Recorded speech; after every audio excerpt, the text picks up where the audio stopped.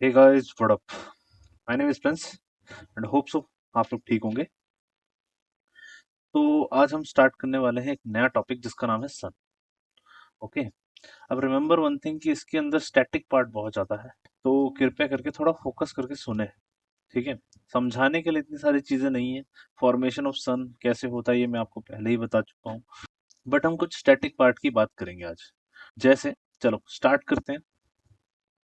चलो, अब सन की अगर कोई परफेक्ट डेफिनेशन होती तो क्या होती? ठीक है, कि ये हॉट गैसेस से बना हुआ है। ठीक है, हॉट गैसेस से बना हुआ है। इसके पास अल्टीमेट सोर्स ऑफ क्या है? Heat and light. Ultimate source of heat and light. Heat and light, ये। ठीक है। नेक्स्ट पार्ट, अगर सन के बारे में और सारी बातें करें तो सन तुम्हारा मोस्टली 70% उसके अंदर क्या होता है? हाइड्रोजन। अब गैसेस से बना है तो ऑब्वियसली 70% क्या होगा? हाइड्रोजन। And hydrogen, hydrogen. ठीक है। और अगर दूसरी बात करें, दूसरी कौन सी गैस है प्रोमिनेंट इसके अंदर? वो है 26.5% है हीलियम। ये दो मेजर गैसेस हैं। ठीक है। और जो अगर तुम्हारा रेस्ट बच गया वो 3.5%, 3.5% है तुम्हारा अदर गैसेस। अब रिमेंबर कि जो सन है वो तुम्हारा अर्थ की तरह नहीं है। हालांकि इसके ऊपर भी मैग्नेटिक फील्ड है, अर्थ के ऊपर भी एक मैग्नेटिक फील्ड होती है। ठीक है। बट ये अर्थ की तरह नहीं है। अर्थ में सॉलिड चीजें भी हैं, लिक्विड चीजें भी हैं। बट सन के अंदर अ, अच्छा सॉरी, अर्थ के अंदर सॉलिड चीजें भी है, लिक्विड चीजें भी और गैसियस चीजें भी। ठीक है। बट सन के अंदर सिर्फ और सिर्फ गैसियस है, क्योंकि सॉलिड और लिक्विड इसके अंदर टिक ही नहीं पाता। अब जो सन है हमारा वो 109 टाइम बिगर है। किससे? अर्थ से। ठीक है, 109 टाइम बिगर देन अर्थ। अच्छा, ये चीजें आप लोगों ने होप से सुन रखी होगी, और अगर नहीं सुन रखी तो कोई बात नहीं, मैं बता देता हूँ। ठीक है। नेक्स्ट, अगर और बात करें सन के बारे में, है मेरी लाइन छी। ठीक है, तो ये कितना? 2054 टन्स के बराबर है एटलीस्ट, इसका जो वेट है। ठीक है। वेट इसका काफी कम है। अब रिमेंबर इसके पास कुछ इमेंस ग्रेविटेशनल पुल है।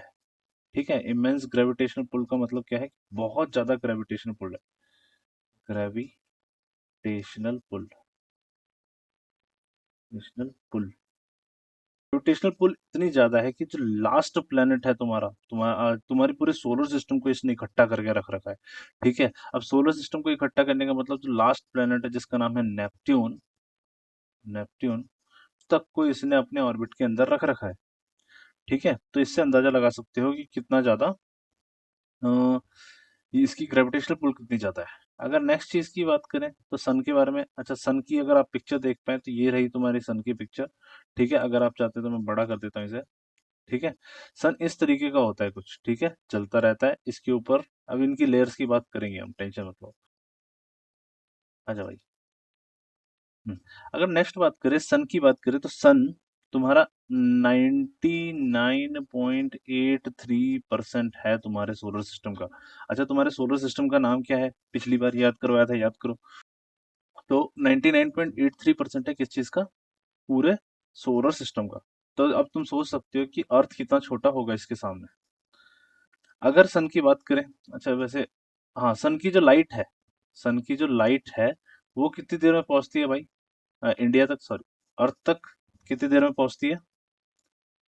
तो अर्थ तक पहुंचने में लग जाता है इसको कुछ 8 मिनट। इतना ही है। चलो, तो अर्थ तक पहुंचने में लग जाता है इसको कुछ 8 मिनट का टाइम। ठीक है, 8 मिनट का टाइम लग जाता है। तो इस हिसाब से स्पीड कितनी हुई भाई? स्पीड ऑफ लाइट कौन बताएगा? स्पीड ऑफ लाइट होती है तुम्हारी इतनी किलोमीटर प्रति सेकंड। ठीक है, 3 लाख किलोमीटर पर सेकंड। ठीक है, ये है तुम्हारी स्पीड ऑफ लाइट। ठीक है, यहाँ लिख देता हूँ, स्पीड ऑफ लाइट। अब ये बात याद रखना, इस टॉपिक में जो इस तुम्हारा सन का टॉपिक है, इसमें मैक्सिमम तुम्हारा स्टैटिक पार्ट है। ठीक है, तो कृपया करके उन पे फोकस करना। ठीक है, समझाने जैसी ज़्यादा चीज़ें नहीं है, समझाने जैसी मैं बहुत सारी चीज़ें समझा चुका हूँ कि सन का फॉर्मेशन वगैरह कैसे किस तरीके से होता है। अब रिमेंबर वन थिंग, अब आगे बढ़ लेते हैं थोड़ा-सा, तो हमें पता लगता है कि एक चीज़ आती है जिसका नाम है nuclear fusion. Nuclear fusion reaction मैंने तुम्हें पहले भी पढ़ाया था कि ये ना एनर्जी जनरेट करता है। न्यूक्लियर फ्यूज़न क्या करता है? न्यूक्लियर फ्यूज़न क्या करता है? एनर्जी जनरेट करता है। एनर्जी किसके अंदर? एनर्जी जनरेट करता है। ठीक है? यही चीज़ कहाँ पर है? यही चीज़ हमारे कोर में भी प्रेज़ेंट है और यही चीज़ कहाँ है? सन के अंदर भी बहुत ज़्यादा मात्रा में प्रेज़ेंट है। उसके अंदर इतनी एनर्जी है कि वो इतना ज़्यादा ग्रेविटेशनल पुल लेके बैठा है। अब न्यूक्लियर न्यूक्लियर फिज़न होने की वजह से क्या होता है कि एनर्जी जनरेट होती है, वो भी बहुत वास्ट फॉर्म में। अ, इन वेरी वास्ट फॉर्म लिखें या फिर इन वेरी छोड़ो, ह्यूज अमाउंट लिखते हैं। हट जाओ। Energy generate in very huge amount, very huge amount. अब थोड़ा सा और आगे बढ़ लेते हैं। अच्छा, न्यूक्लियर फ्यूजन की बात कर ली हमने। अभी मैं तुम्हें इन जो जो बगल में डायग्राम्स हैं इनका भी बताऊंगा कि मैंने क्यों डाले हैं इन डायग्राम्स को। अब देखो, जो तुम्हारा सोलर फ्लेयर ये सब सारी चीजें हैं, ये सब मैं बाद में बताऊंगा। एरियोला वगैरह जो सन की वजह से फॉर्मेशन होती है, ये भी मैं बाद में बताऊंगा। पर उससे पहले एक चीज समझो कि सनस्पॉट क्या होता है। अरे लिख नहीं रहा भाई। Hello. Sunspot, what is sunspot? ठीक है, सनस्पॉट होता है सन के ऊपर, अगर तुम यहाँ पर देख पाओ तो यहाँ पर तुम्हें धब्बे धब्बे धब्बे धब्बे से दिखेंगे। ठीक है, कहीं कहीं पे बहुत ज्यादा है, कहीं कहीं पे बिल्कुल कम है, कहीं कहीं पे बहुत ज्यादा है। ठीक है, तो इन्हीं को बोला जाता है सनस्पॉट्स तुम्हारा। ठीक है, इसको नॉर्मली लिख सकते हो the dark appearing area area of the sun is known as, वो लिखो क्या, पूरा रहने देते हैं। ठीक है, रहने देते हैं इसे, पूरा नहीं लिख रहे हम। तो भाई चलो, इतना ही ठीक है। चलो, नेक्स्ट, अगर सनस्पॉट की बात करें तो इसके अंदर दो चीजें आती है जिसको बोलते हैं सोलर मैक्सिमम और सोलर मिनिमम। मैक्सिमम मम आएगा ना, मन मम होता है ना, सोलर मैक्सिमम। ठीक है, और सोलर मिनिमम। अब ये क्या चीज है भाई? अब सोलर मैक्सिमम और सोलर मिनिमम क्या होता है? जहां पर बहुत ज्यादा धब्बे हैं, ठीक है, जहां पर बहुत ज्यादा धब्बे हैं उसको बोला जाता है सोलर मैक्सिमम। जहां पर बहुत कम धब्बे हैं, जो ये पार्ट है तुम्हारा जहां बहुत कम धब्बे हैं, ठीक है, इसको बोला जाता है तुम्हारा सोलर मिनिमम। ठीक है, तो इन पार्टों को क्या बोला जाएगा? Solar maximum. होप तुम्हें समझ आ गया होगा। ठीक है, नेक्स्ट। अब अच्छा चलो, सोलर विंड वगैरह की बातें करनी है क्या? चलो, उससे पहले और भी चीजें हैं जो मैं तुम्हें बताना चाहूंगा। ठीक है, और भी चीजें हैं जो तुम्हें बताना चाहूंगा। अच्छा, सन के पास खुद की लाइट होती है या नहीं होती है? अच्छा, खुद की ही लाइट होती है क्योंकि ये जनरेट कर पाता है। तो सन की एक और प्रॉपर्टी लिख लेते हैं हम यहाँ पर कि भाई सन ल्यूमिनस होता है। ल्यूमिनस। ठीक है, जो भी चीजें जिनके पास खुद की लाइट होती है उसको ल्यूमिनस बोला जाता है। अब ये बात याद रखना कि थोड़ा सा आगे बढ़ जाते हैं हम लोग।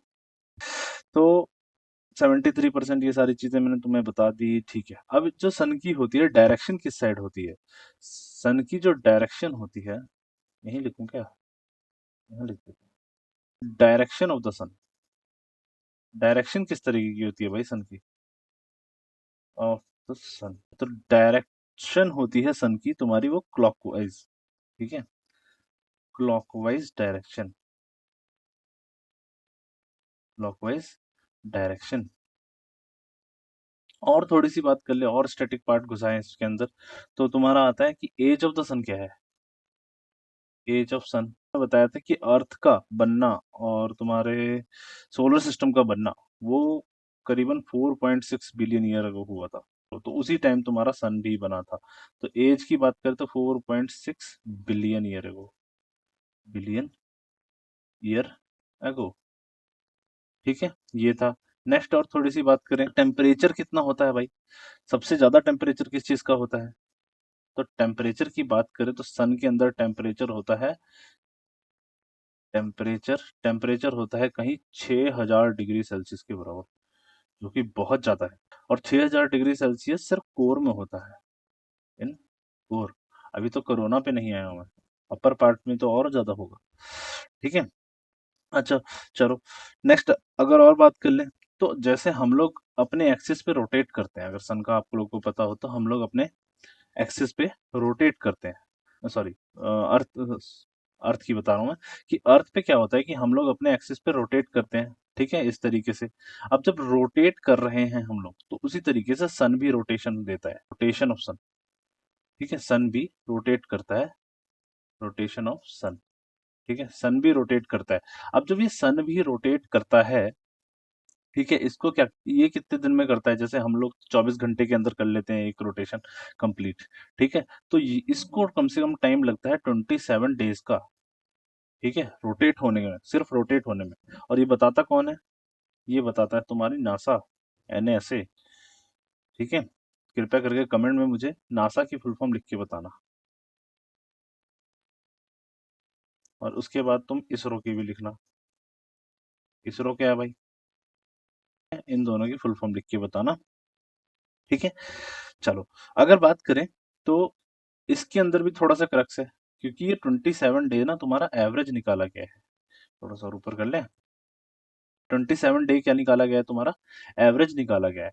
अब जो एवरेज किस तरीके से निकाला गया है तुम ये देख, तो बोला यह जाता है कि जो तुम्हारी पोल्स है, इसके अंदर दो पार्ट्स होता है, एक पोल होता है तुम्हारा, एक पोल्स होते हैं इनके, और दूसरा ऑब्वियसली इसका सिर्फ सेंटर पार्ट होता है। ठीक है, सेंटर पार्ट, या फिर तुम्हारा बोल सकते हो इक्वेटर वाला पार्ट, इक्वेटर वाला पार्ट भी बोल सकते हैं हम लोग। जैसे हम लोग अर्थ के अंदर इक्वेटर देखते हैं, तो हमने सन के अंदर भी इक्वेटर कंसीडर किया है। तो इसका अब ये गैशियस फॉर्म में है पूरा का पूरा सन तुम्हारा। ठीक है, तो होता क्या है, इससे फायदा क्या है कि पोल्स को ये 30 दिन लगते हैं पूरा घूमने में। जो मैं रोटेशन की बात कर रहा था, 27 डे ये एवरेज था, रिमेम्बर। ठीक है, तो 30 डेज लगते हैं पोल्स को घूमने में। ठीक है, वहीं पर इक्वेटर की बात करें तो इन्हें 24 डेज ही लगते हैं सिर्फ, पूरा कंप्लीट घूमने में। तो ये ऑन एन एवरेज इन्होंने 27 डेज निकाला है। अब जो तुम्हारा सन है, अब थोड़ी सी ना समझने वाले टॉपिक्स आ जाएंगे तुम्हारे, तो कृपया करके थोड़ा ध्यान देना। जो तुम्हारा सन है, उसको बांटा गया है दो पार्ट्स में। ठीक है, सबसे पहला आता है तुम्हारा, हम्म, थोड़ा सा और नीचे कर लेते हैं, चलो ये वाली फोटो अभी काम आएगी तुम्हारे। ठीक है, इसको थोड़ा बड़ा करते हैं। ठीक है, अब सन को बांटा गया है दो पार्ट में, यहीं पर लिख देता हूँ कि जो सन है वो डिवाइड हुआ है दो पार्ट में। फर्स्ट पार्ट आता है तुम्हारा जिसका नाम है तुम्हारा the solar interior, the solar interior. और सेकंड का नाम है तुम्हारा solar atmosphere, the solar atmosphere, atmosphere. ठीक है, अब रिमेम्बर ये ज्यादा कुछ नहीं है। ठीक है, यहाँ अगर तुम ध्यान से देखो, यहाँ से जो ऊपर का एरिया है, इसको बोलते हैं सोलर एटमॉस्फेयर। इसके जो नीचे का एरिया है, जिसको बोलते हैं तुम्हारा सोलर इंटीरियर। तो इसी तरीके से ध्यान देना थोड़ा सा। ठीक है, अब सबसे पहले सन के अंदर आता है कोर, कोर आता है, उसके बाद तुम्हारा आता है तुम्हारा रेडिएटिव जोन, सन के अंदर रेडिएटिव। अच्छा, ये मैं सारे एक साथ समझाऊंगा अभी, बस मैं अभी लिख रहा हूँ रेडिएटिव जोन। ठीक है, उसके बाद आता है तुम्हारा तुम्हारा कन्वेक्शन जोन, कन्वेक्शन जोन। अब सोलर एटमॉस्फेयर के अंदर आ जाए तो इनके अंदर आता है तुम्हारा, नीचे करो, छोटा होना, अब इनके अंदर आता है तुम्हारा सबसे पहली लेयर आती है इनके अंदर, वो आती है तुम्हारी photosphere. Photo photosphere. Second layer आती है तुम्हारी क्रोमोस्फीयर। क्रोमोस्फीयर। और जो तुम्हारी लास्ट सबसे ऊपर वाली लेयर होती है, ठीक है, जैसे अर्थ के ऊपर क्रस्ट होता है, तो इसके ऊपर होती है तुम्हारी कोरोना। कोरोना ओना। और यहाँ पर तुम बहुत अच्छे से इस चीज को देख सकते हो, और इन पूरे को ही बोला जाता है तुम्हारा anatomy of sun. Anatomy of sun. और तुम इस तरीके से निशान लगा सकते हैं यहाँ पर, ठीक है, कि ये ऊपर से लेके नीचे से लेके ऊपर तक आ रहा है इस तरीके से। चलो, सबसे पहले पॉइंट की बात कर लेते हैं अब इसके अंदर, जो कि तुम्हारा था कोर। कोर में क्या बता सकते हैं भाई? कोर में है कुछ बताने जैसा? बिल्कुल है, देखो।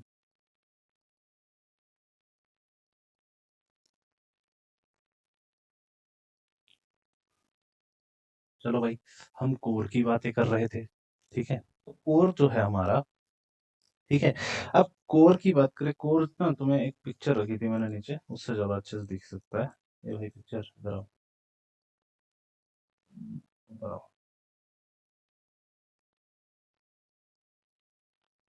ठीक है। अब कोर ना तुम्हें यहाँ जा, अरे भाई इन के साथ ये बोल, कोर यहाँ तुम्हें बहुत अच्छे तरीके से दिखेगा। ये जो कोर होता है तुम्हारा, इसके अंदर होती है न्यूक्लियर एनर्जी, ठीक है, न्यूक्लियर फ्यूजन रिएक्शन, याद है बताया था। अब रिमेम्बर वन थिंग कि जो इसका टेम्परेचर होता है, ठीक है, जो कोर का जो टेम्परेचर होता है, टेम्परेचर ऑफ द कोर, ये बहुत ज्यादा होता है। अब जो टेम्परेचर होता है कोर का, ये बहुत ज्यादा होता है, और ये पूरा तुम्हें बता सकूं मैं, तो ये होता है 15 मिलियन केल्विन के बराबर इसका टेम्परेचर। 15 मिलियन केल्विन, इसीलिए कोर को तुम्हारा hottest part of the sun भी बोला जाता है, remember, hottest part of the sun भी बोला जाता है। अब चलो, और थोड़ा आगे बढ़ते हैं। नेक्स्ट हमारा टॉपिक है किसके बारे में? अगला हमारा टॉपिक है रेडिएटिव जोन के बारे में, ठीक है। सेकंड टॉपिक है हमारा, चलो ये हो गया तुम्हारा फर्स्ट। सेकंड टॉपिक है तुम्हारा रेडिएटिव जोन के बारे में। रेडिएटिव। अब रेडिएटिव जोन क्या है? ठीक है, जैसा कि तुमने ध्यान से देखा यहाँ पर, रेडिएटिव, अब रेडिएटिव जोन तुम ऐसे समझ सकते हो कि ये ना काम करता है तुम्हारा ट्रांसपोर्टेशन का, transportation of energy. It is the primary, अरे भाई, primary primary mode of transporting, transporting transporting energy across it, energy, ठीक है, नॉर्मली लिख लेते हैं, ठीक है। अगर तुम देख पाओ तो ये देखो, ये ना ट्रांसफर कर रहा है, कोर के अंदर से तुम्हारी एनर्जी को ट्रांसफर कर रहा है ऊपर की तरफ, ठीक है। अब तुम्हारा जो थर्ड पार्ट है उसका नाम है तुम्हारा, अगर तुम देखो तो कन्वेक्शन जोन, ठीक है। अगर यहाँ भी वही लिखा था, यस, कन्वेक्शन जोन, ठीक है। अब थर्ड पार्ट पे आ जाते हैं। थर्ड पार्ट है तुम्हारा कन्वेक्शन जोन। थर्ड पार्ट है तुम्हारा कन्वेक्शन जोन, ठीक है, कन्वेक्शन जोन। अब कन्वेक्शन जोन की बात करें, ठीक है, तो ये आउटर मोस्ट लेयर होता है तुम्हारा सोलर इंटीरियर का। याद है, द सोलर इंटीरियर बताया था मैंने तुम्हें। तो आगे बढ़ लेते हैं। अब कन्वेक्शन जोन जो तुम्हारा है, ये है तुम्हारा आउटर मोस्ट लेयर, ठीक है, layer of solar interior, of solar interior. इसके बाद तुम्हें पता है कि दूसरी चीज स्टार्ट हो जाएगी, सोलर एटमॉस्फेयर स्टार्ट हो जाएगा। और भाई इस फोटो को थोड़ा छोटा कर लेते हैं क्योंकि हमारा सोलर एटमॉस्फेयर ढक गया है, ठीक है। हाँ, अब ठीक है। चलो, आगे बढ़ते हैं थोड़ा सा। अब जो हमारे पास अगली चीज है, जिसका नाम है तुम्हारा सोलर फोटोस्फीयर। चलो, फोटोस्फीयर ही पढ़ना है ना हमें। चलो, अब आते हैं द सोलर एटमॉस्फेयर पे। द सोलर एटमॉस्फेयर पे।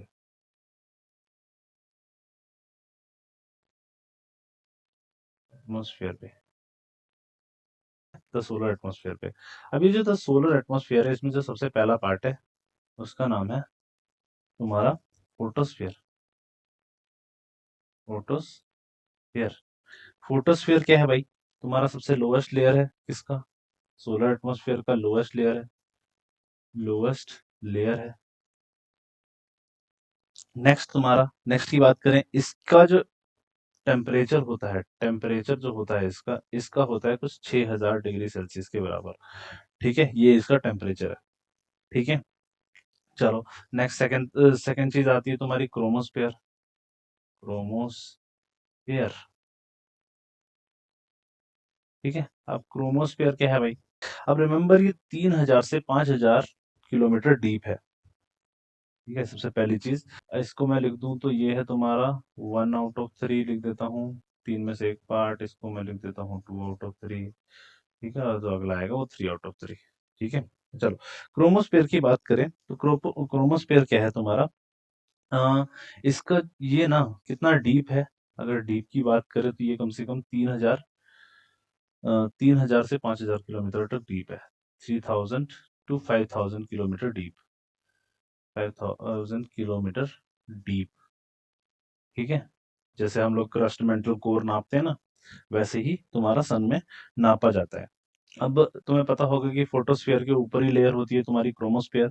ये चीज बताने की जरूरत नहीं पड़नी चाहिए। बट अगर हम टेम्परेचर की बात करें क्रोमोस्फीयर की, तो ठीक है, तो टेम्परेचर कितना होता है तुम्हारा? कुछ 10,000 केल्विन के बराबर होता है। ये क्रोमोस्फीयर हो गया। अगला तुम्हारा जो है वो थोड़ा सा मेन आ जाता है। ठीक है, इसको बोलते हैं the world famous corona. World famous क्यों बोला, होप सो तुम्हें पता होगा। अब कोरोना की बात करते हैं, चलो। अ, तो हमें पता लगता है कोरोना जो है हमारा, ठीक है, सोलर, अरे भाई, अब कोरोना की बात करते हैं, चलो। तो हमें पता ये है कि जो कोरोना है वो सोलर एटमॉस्फेयर का सबसे ऊपरी पार्ट है, जिसको हम 3/3 करके भी बोल सकते हैं। अरे कहाँ गया भाई 3/3? कोरोना की अगर हम बात करें तो कोरोना से हमें ये पता लगा है कि आउटर मोस्ट लेयर है। Outer most layer. ठीक, अगर आउटर मोस्ट लेयर है तुम्हारी तो ऑब्वियसली कि ये, अच्छा ये बात याद रखना कि ये गैशियस लेयर है, ना कि कोई सॉलिड लिक्विड, ऐसे कोई गेयर लेयर नहीं है।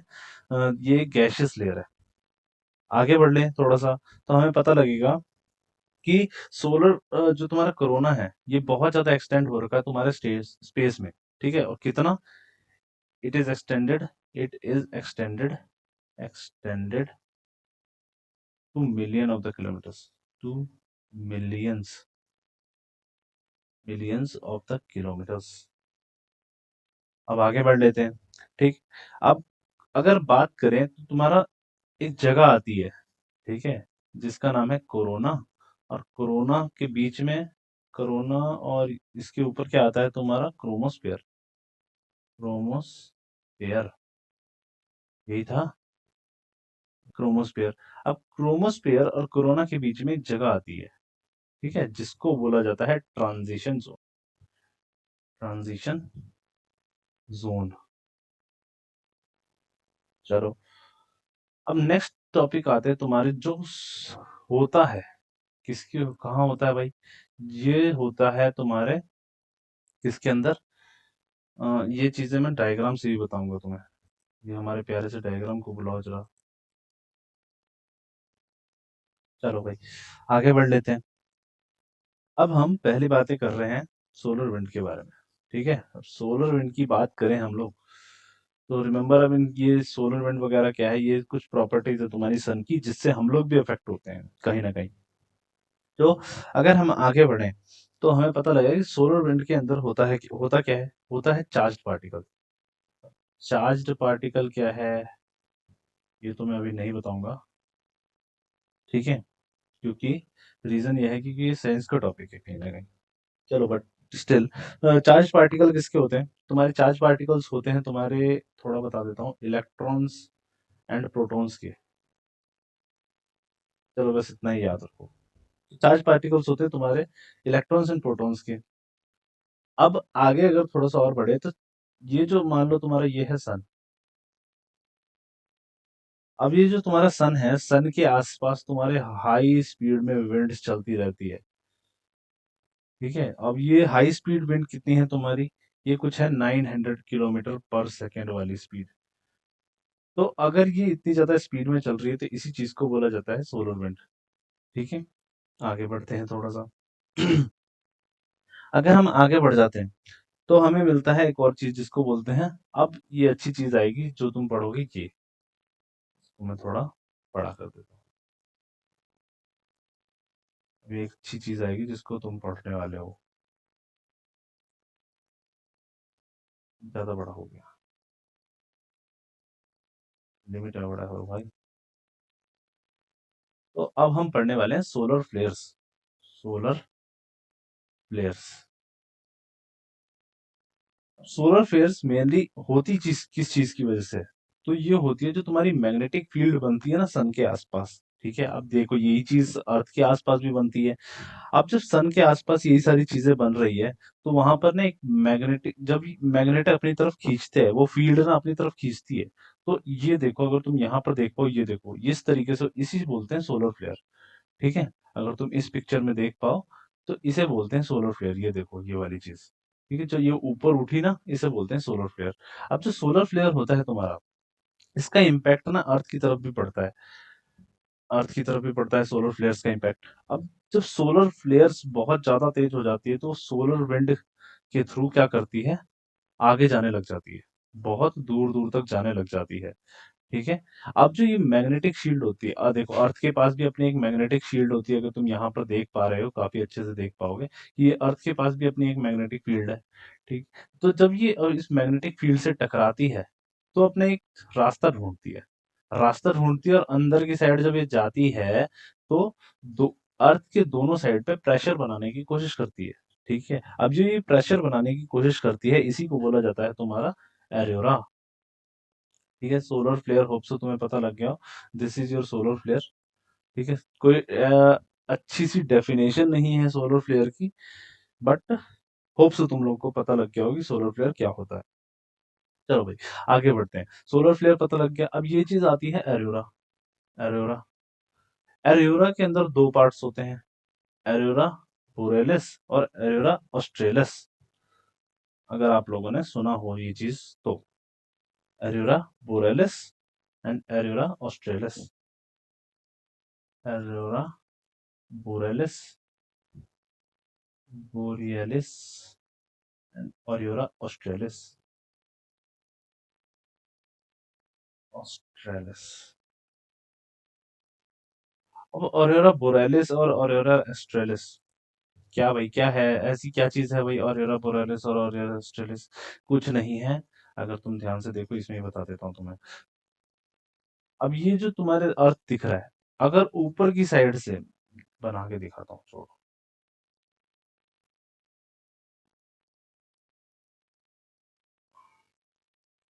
ठीक है, अब देखो, जब इसके ऊपर प्रेशर पड़ रहा है ऊपर की साइड से, नॉर्थ पोल के ऊपर, और ये तुम्हारा साउथ पोल। अब नॉर्थ पोल के ऊपर जब पड़ रहा है तुम्हारा इफेक्ट, किस चीज का? सोलर फ्लेयर्स वगैरह का। तो होता क्या है कि तुम्हारा ये ऑरोरा बोरेलिस बनता है तुम्हारा। ठीक है, तो इसी को बोला जाता है तुम्हारा नॉर्दर्न लाइट्स, अगर तुम्हें पता हो तो, नॉर्दर्न लाइट्स। Northern lights. अब ऑरोरा ऑस्ट्रेलिस क्या होता है? ऑस्ट्रेलिस होता है नीचे पड़ता है। अब साउथ की तरफ जब पड़ेगा तो उसे बोलते हैं ऑरोरा ऑस्ट्रेलिस। समझे थोड़ा बहुत? तो इसको ही बोला जाता है तुम्हारा सदर्न लाइट्स। Southern lights. तुम जाके यू उस पे गूगल पे ये चीज सर्च कर सकती कि नॉर्दर्न लाइट और सॉर्दर्न लाइट्स किस तरीके से होती है, तो तुम्हें दिखेगा, अलग अलग तरीके की चीजें दिखेगी तुम्हें। चलो भाई, आगे बढ़ लेते हैं। सोलर फ्लेयर्स बता दी मैंने। ठीक है, उसके बाद तुम्हें ऑरोरा बता दिया। ठीक है, अब क्या बच गया भाई? यही था लास्ट शायद, ऑरोरा वगैरह बता देना। यही था। चलो, ये तुम्हें दिख गया होगा एटमॉस्फेयर, एक मैग्नेटिक फील्ड बन रही तुम्हारे सन के आसपास। इस तरीके से सोलर फ्लेयर तुम्हें दिख गया होगा, तुम्हें ऑरोरा के बारे में पता लग गया होगा, ऑरोरा ऑस्ट्रेलिस, ऑरोरा बोरेलिस पता लग गया होगा तुम्हें। चलो, सोलर फ्लेयर्स के बारे में पता लग गया होगा, सोलर विंड के बारे में पता लग गया होगा, होप सो। सोलर विंड, ठीक है।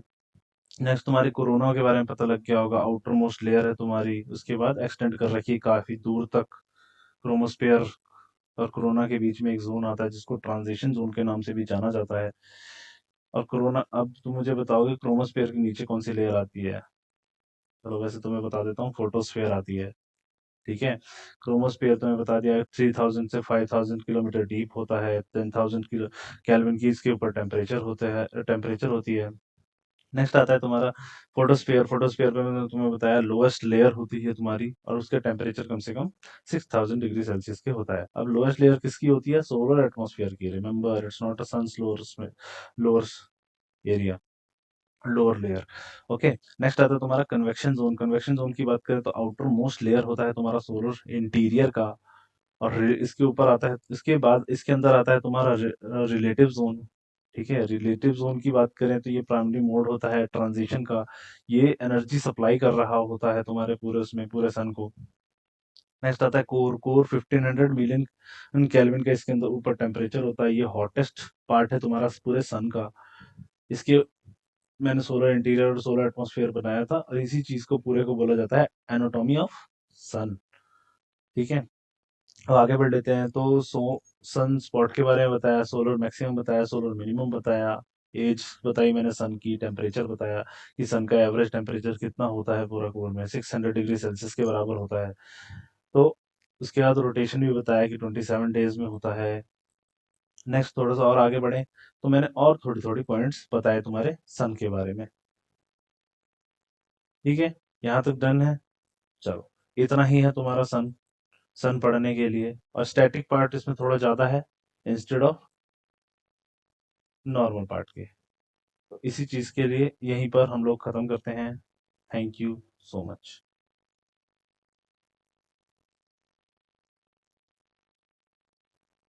Thank you so much for joining in. Good night, take care, bye bye.